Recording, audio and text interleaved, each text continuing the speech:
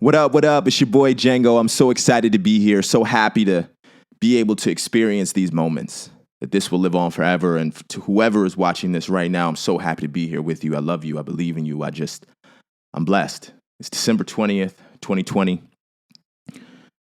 And it's been a wonderful day.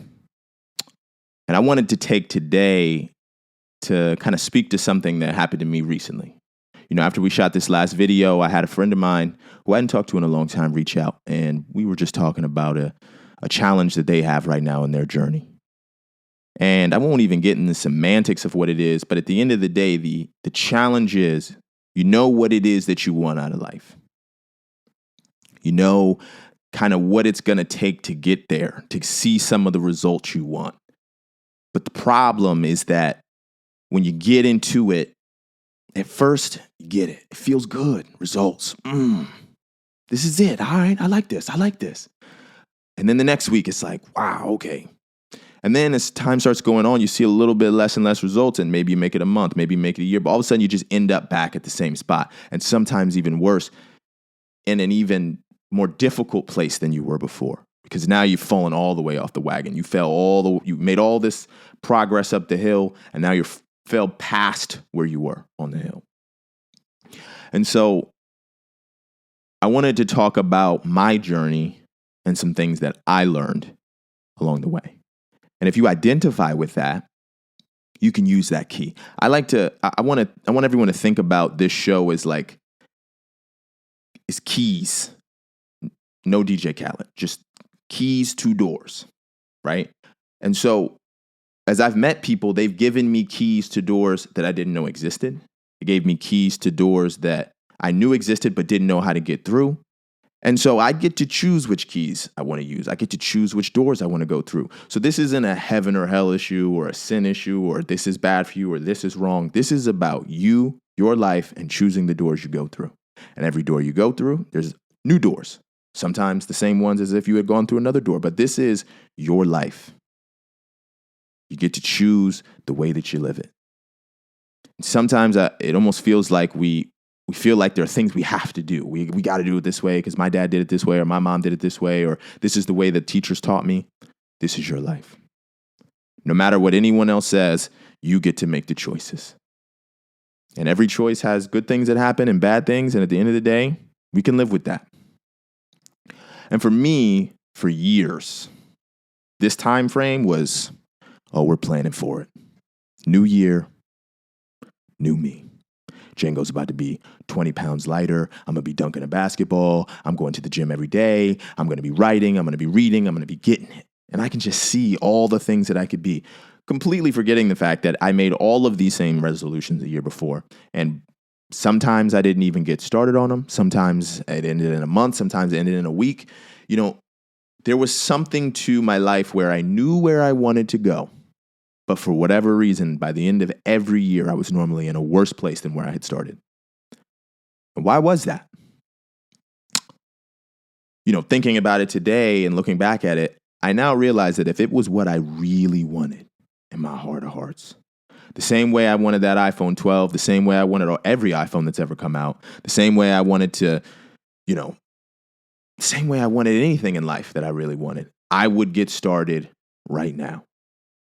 If that's what mattered absolutely most to me, I would start it right now. And it wasn't until I realized what mattered most to me that I was able to start changing things. And like I said on the last one, I didn't always know for a long time, I didn't know the questions to ask. And then when I knew the questions to ask, I didn't like the answers. I didn't like the answer that I actually liked being the version of myself. The fat version of myself. I was fat. The version of myself who didn't read, who oftentimes just lied through his teeth about what he knew and didn't know. And maybe at times it was the truth. Maybe it was someone else's words. Maybe I said I had seen it on Facebook. Who knows, man? But the versions of me that I liked those versions more than I liked the work it was going to take to get to where I wanted to be. And that's why I was waiting until January. That's why when I knew that I should be in the gym or eat better or whatever, I set a date somewhere in the future and was like, we're going to do it. We're going to get that result. And so The question becomes, okay, well, let's say I do realize that now. And now I realize I do want to lose a certain amount of weight. Well, now what? The thing I did at the beginning was I started to ask myself, what is the minimum I can do? What is the contract I can set with myself and say, this is what I'm going to do every day or every week or every month. I'm going to do this one time every week. I'm going to go to the gym 2 times a week at this time. I can make this happen. And when I started making those contracts with myself and I started getting things done, all of a sudden I started feeling better. Here's the interesting thing about being at 0. At one point, I never went to the gym for months at a time. Going to the gym 1 time a week is 100% better than going to the gym 0 times. It's just the truth. Like going to the gym 7 times a week is 100% more than 0 times. Anything more than 0 is 100%. And so you get to decide, especially if you're at 0, okay, what can I do? I could go to the gym 3 days a week. I could put in 20 minutes. I could get on a bike, get on a treadmill. I could do push-ups in the morning. You know, I'm the kind of guy who overslept at noon classes in college. I literally was the person who all through high school, if my mom didn't wake me up, I didn't get up for school. And then when I went to college, was thinking like, well, I got up for at 7 a.m. for classes. So, I mean, what's a 10 a.m. class? Nah, bro. I wasn't ready for 10 a.m. classes. I wasn't ready for noon classes at that. If there was a time that I needed to be up, I probably couldn't wake up for it. Why was that? Just didn't matter. I mean, that's the truth.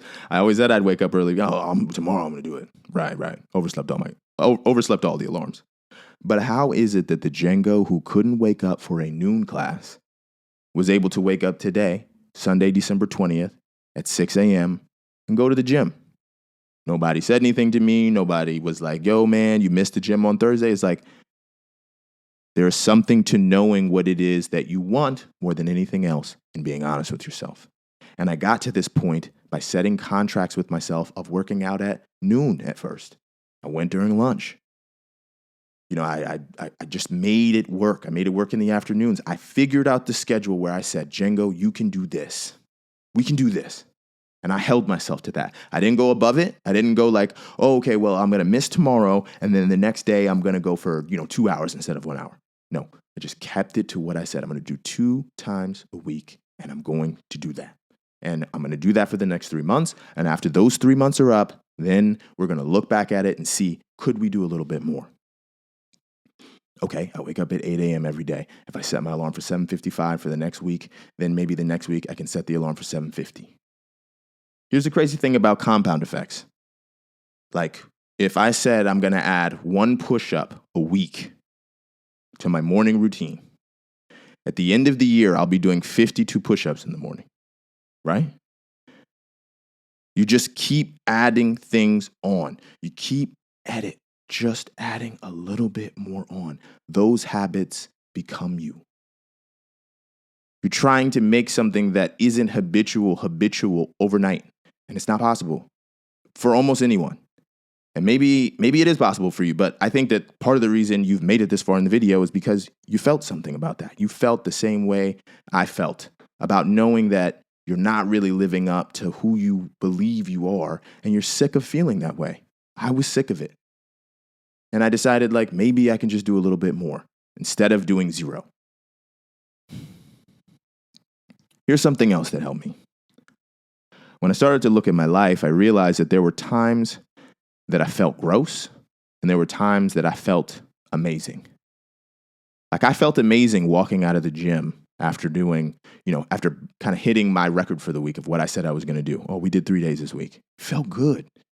Felt excited. I felt like I could do anything. And then when I finished binge watching Netflix for a whole weekend, I felt terrible.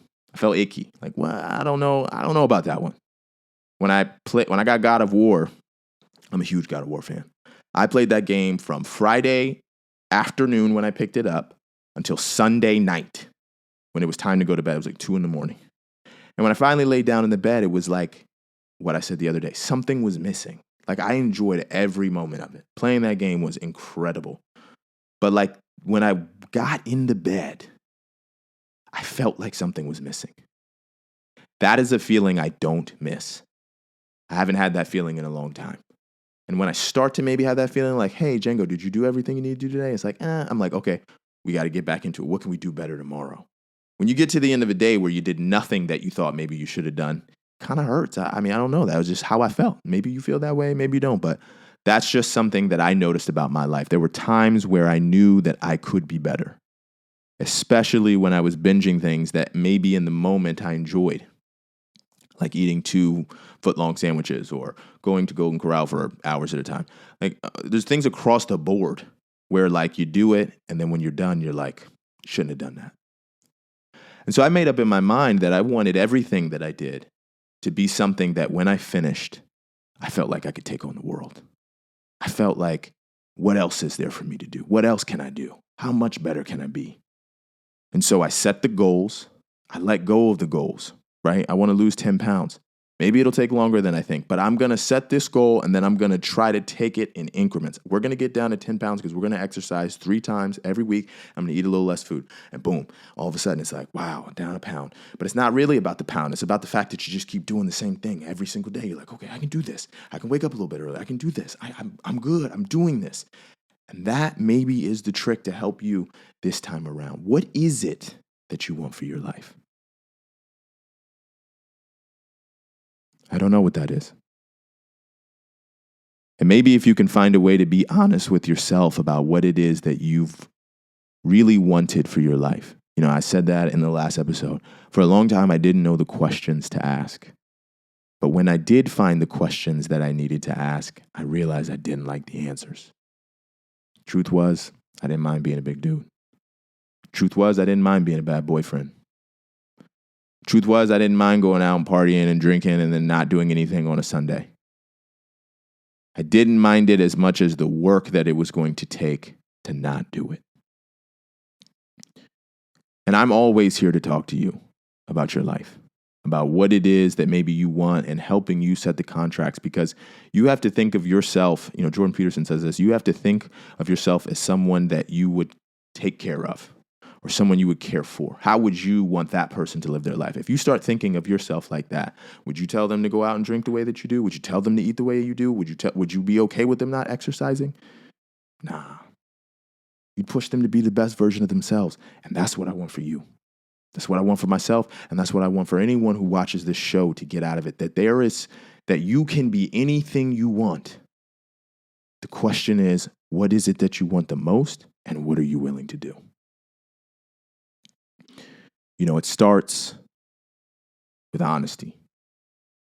And for a long time, I was so just not honest with myself that it was just difficult. But, you know, through just self-control, through, you know, believing in myself, through setting contracts with myself and keeping those contracts and doing the best that I can do each day, I've become the person that I am today.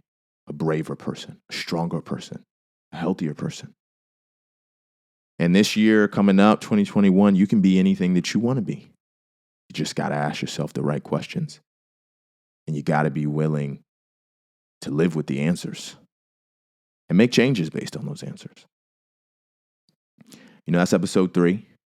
I hope that, you know, if it was something in particular that I said that hit your heart a certain way, or maybe you're confused and maybe you just need to talk, I just want you to know you can always reach out to me. I'm always here. I love you and I believe in you. And this new year is going to be something special for us because we are going to push ourselves to the best of our ability. We're going to set those contracts for ourselves. We're going to step up and be something more than what we are right now. Because literally anything is better than 0. And that is the beginning of greatness. I believe in you. I love you. This is Django, host of The Django Show.